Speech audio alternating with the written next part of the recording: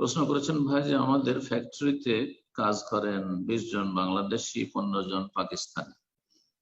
তো আমাদের কাজের কারণে আমাদেরকে মসজিদে যাওয়ার অনুমতি দেওয়া হয়নি। আমরা কি এখানে জুমা পড়তে পারবো না? ওখানে জমা পড়তে পারবেন না, জমা পড়তে হবে মসজিদে গিয়ে। জি। জমা মসজিদ যদি কাছে থাকে, 1-2 কিলোমিটার ভেতরে থাকে, কাছে আছে, এমন না যে 10-20 কিলোমিটার দূরে আছে, তখন ভিন্ন বিষয় ছিল।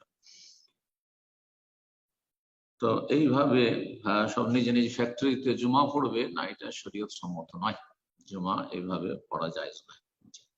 আর যদি জুমা পড়তে এইরকমই বাধা হয় ডিউটির কারণে, এমন প্রতিষ্ঠানে স্থায়ীভাবে এভাবে চাকরি করা, এটা ইমানের জন্য ঝুঁকি।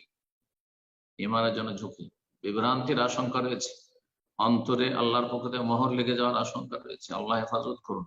এই জন্য কোন কাফের দেশে এইভাবে বসবাস করা যাবে না। কমপক্ষে যেসব ইবাদত বন্দেগীগুলি সাধারণত অমুসলিম দেশেও পালনের স্বাধীনতা আছে, যেমন 5 ওয়াক্ত সালাত, রমজান মাসের সিয়াম, এইরকম সেখান থেকে হজ করার অনুমতি, উমরায় আসার অনুমতি, হেজাবের অনুমতি, এগুলো আছে, সেই সব মুসলিম দেশে বসবাস করা যেতে পারে। কিন্তু যেখানে হেজাব করতে দেয় না, যেখান থেকে হজ উমরা নিষিদ্ধ, যেখানে 5 ওয়াক্ত সালাতের সময় যেতে দেবে না, 5 ওয়াক্ত সালাত তো যাই হোক এ করা যেত, হয়তো আপনার ফ্যাক্টরিতে পড়তে পারেন কাজ কাজের সময়।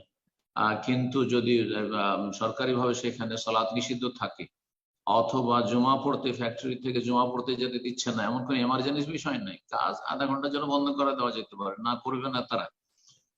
তো এইরকম জায়গায় বসবাস করে এরকম চাকরি করা মোটেই একজন মুসলিমের জন্য জায়েজ না। মুসলিমের জন্য জায়েজ না।